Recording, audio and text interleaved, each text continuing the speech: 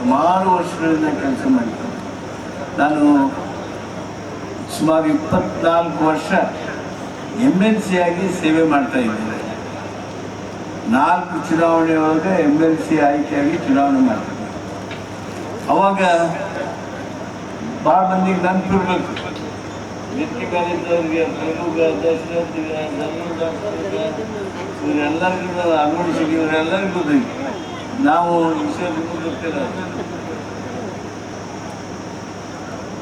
ನಾನು ಚುನಾವಣೆಗೆ ಅರ್ಜಿ ಕೊಡಕ್ಕೆ ಹೋಗಿ ಕೊಟ್ಟು ಬಂದೆ ಅಂದ್ರೆ ಅಥವಾ ಕೊಡೋಕ್ಕಿಂತ ಒಂದು ದಿವಸ ಮೊದಲೇ ಬಂದು GS ಪಾಟೀಲ್ ಮನೆಯಾಗ ಚಹಾ ಕುಡಿದು ಇಲ್ಲ ಊಟ ಮಾಡಿ ಅವ್ರು ಏನು 8 ಮಂದಿ ಸ್ನೇಹಿತರನ್ನ ಹಿರಿಯರನ್ನ ಕರೀತಿದ್ರು, ಅವ್ರಿಗೆ ಕೈ ಮುಗಿದು ಹೋಗ್ಬಿಟ್ಟೆ ಅಂದರೆ ಮೊಮ್ಮಕ್ಕಳೇ ನಾವು GS ಪಾಟೀಲ್ರು ಚುನಾವಣೆ ನಂತರ ಮತ ಎಣಿಕೆ ಇದ್ರೊಳಗಿನ ರೂಮ್ನೊಳಗೆ ಸೇರ್ತಿದ್ವಿ ನಾವು.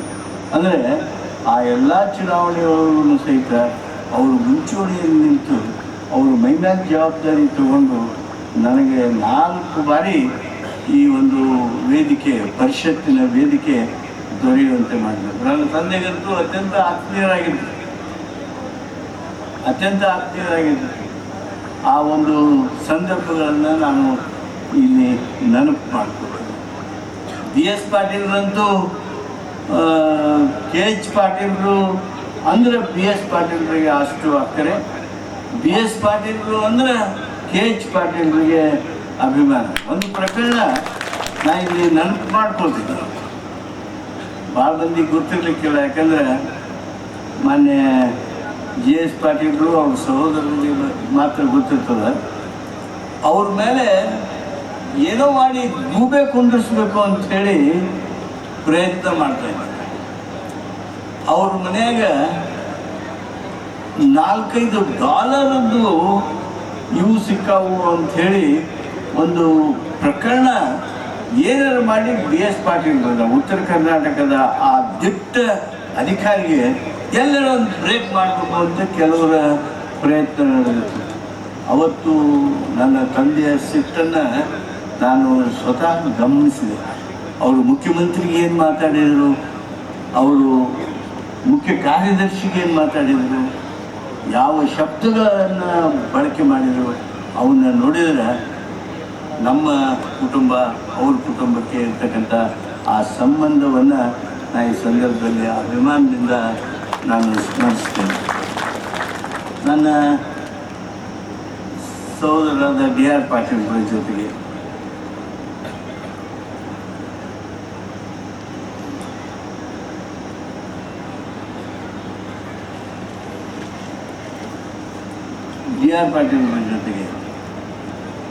GS ಪಾಟೀಲ್ರು ಭಾಳ ಆತ್ಮೀಯ ಸಂಬಂಧ.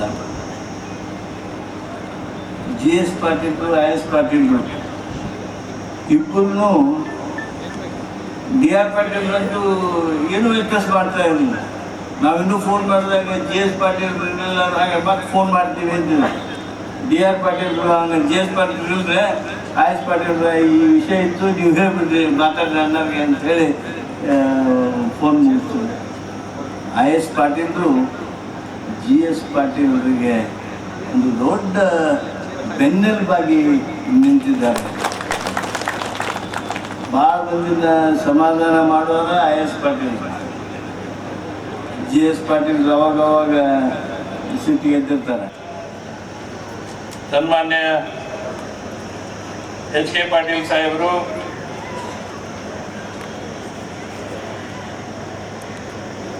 ಈ ವೇದಿಕೆ ಮುಖಾಂತರ ಅವರೆಲ್ಲ ನಮಗೆ ತಿಳಿಸಿದ್ದಾರೆ. ವಿಶೇಷವಾಗಿ ನಮ್ಮೆಲ್ಲರ ಅಭಿಪ್ರಾಯ ಏನಿತ್ತು, ಈ ಹುಟ್ಟುಹಬ್ಬ ಹಂಗೆ ಒಂದು ಮೋಜು ಮಜಲ ರೀತಿಯಲ್ಲಿ ಆಚರಣೆ ಆಗಬಾರ್ದು, ಕೆಲವು ರಚನಾತ್ಮಕ ಕಾರ್ಯಗಳನ್ನು, ಅದರಲ್ಲಿ ವಿಶೇಷವಾಗಿ ಇವತ್ತಿನ ದಿನಮಾನಗಳಲ್ಲಿ ನಮ್ಮ ಯುವಕ ಯುವತಿಯರಿಗೆ ಮತ್ತು ಮನೆಯಲ್ಲಿ ಇರ್ತಕ್ಕಂಥ ಮಹಿಳೆಯರಿಗೆ ಉದ್ಯೋಗ ಸಿಗುವಂತೆ ನಾವು ಎಲ್ಲರೂ ಪ್ರಾಮಾಣಿಕ ಪ್ರಯತ್ನ ಮಾಡೋಣ ಅನ್ನೋ ವಿಚಾರ ಇಟ್ಕೊಂಡು ಇವೆಲ್ಲ ಬಹಳ ವಿಚಾರ ಮಾಡಿ ಕಾರ್ಯಕ್ರಮಗಳನ್ನ ಹಮ್ಮಿಕೊಳ್ಳಿಕ್ಕೆ ಸಾಧ್ಯ ಆಯ್ತು. ಬಹಳ ನನಗೆ ಖುಷಿ ಅನ್ನಿಸ್ತು. ನಿನ್ನೇನು ಕೂಡ ಬಹಳ ದೊಡ್ಡ ಪ್ರಮಾಣದ ಎಲ್ಲ ತಾಯಂದ್ರು ಎಲ್ಲ ಗ್ರಾಮಗಳಿಂದ ಈ ಸ್ವಸಹಾಯ ಗುಂಪುಗಳು ಮತ್ತು ಧರ್ಮಸ್ಥಳ ಗುಂಪದವರು ಈಗಾಗಲೇ ಅವ್ರು ಏನು ತಮ್ಮ ತಮ್ಮ ಗ್ರಾಮದಲ್ಲಿ ಮಾಡ್ತಕ್ಕಂಥ ಕಾರ್ಯಗಳ ಬಗ್ಗೆ ಇಲ್ಲಿ ಬಂದು ಇವೇನು ನಮ್ಮ ಎದುರಿಗೆ 24 ಸ್ಟಾಲ್ ಇದಾವೆ ಅಲ್ಲೆಲ್ಲ ಪ್ರದರ್ಶನವನ್ನು ಕೂಡ ಮಾಡಿ ಏನು ನಿನ್ನೆ ಸುಮಾರು 30ಕ್ಕೂ ಹೆಚ್ಚು ಉದ್ದಿಮೆದಾರರು ಈ ವಸ್ತುಗಳನ್ನ ಖರೀದಿ ಮಾಡೋರು ಅಥವಾ ಈ ವಸ್ತುಗಳನ್ನ ಮಾಡಲಿಕ್ಕೆ ಸಹಾಯ ಸಹಕಾರ ನೀಡಿದಂಥವ್ರು ಮುಂದೆ ಇಂಥವೆಲ್ಲ ಪದಾರ್ಥಗಳನ್ನ ನಿರಂತರವಾಗಿ ಈ ಕ್ಷೇತ್ರದಲ್ಲಿ ಏನಾದರೂ ಮಾಡಬೇಕು ಅನ್ನೋ ವಿಚಾರದಲ್ಲಿ ಬಂದಂಥವ್ರು ಅವ್ರಿಗೆ ಬಹಳ ಪ್ರೀತಿ ವಿಶ್ವಾಸದಿಂದ ಸ್ಪಂದನೆ ಮಾಡಿದ್ರು. ಬಹುಶಃ ಮುಂಜಾನೆ ಬಂದಂತ ಮಹಿಳೆಯರು 4-5 ಗಂಟೆವರೆಗೆ ಎಲ್ಲ ಕಂಪನಿಯವ್ರ ಜೊತೆ ಸಂಪರ್ಕ ಮಾಡಿ ಅವರು ತಮಗೆ ಬೇಕಾಗುವಂತ ವಿಚಾರವನ್ನ ಅವ್ರ ಜೊತೆ ಚರ್ಚೆ ಮಾಡಿದ್ರು. ಇವತ್ತು ಕೂಡ ಅಷ್ಟೇ ಬಹಳಷ್ಟು ಯುವತಿಯರು ಇದರ ಹೊತ್ತಲ್ಲಿ ಪಾಲ್ಗೊಂಡಿದ್ದಾರೆ. ಬಹುಶಃ ಇನ್ನ ಮುಗಿದಿಲ್ಲ. ಆದ್ರೆ ನೋಡಿದಾಗ 1200ಕ್ಕೂ ಹೆಚ್ಚು ಯುವತಿಯರಿಗೆ ಈಗಾಗಲೇ ಅವರಿಗೆ ಜಾಯಿನ್ ಆಗ್ಲಿಕ್ಕೆ ಆರ್ಡರ್ ಅನ್ನು ಕೂಡ ಕೊಟ್ಟಿದ್ದಾರೆ ಕಂಪನಿಯವರು. ಸುಮಾರು 72 ಕಂಪನಿಗಳು ಬಂದಾವ ಇಲ್ಲಿ. ಯಾರ್ಯಾರಿಗೆ ವರ್ಕ್ ಫ್ರಮ್ ಹೋಮ್ ಅಂತ ಹೇಳಿ ಇಲ್ಲೇ ಮನೆಯಲ್ಲಿ ಕೂತು ಕೆಲಸ ಮಾಡ್ಲಿಕ್ಕೂ ಕೂಡ ಅವಕಾಶ ಕೊಟ್ಟಾರ.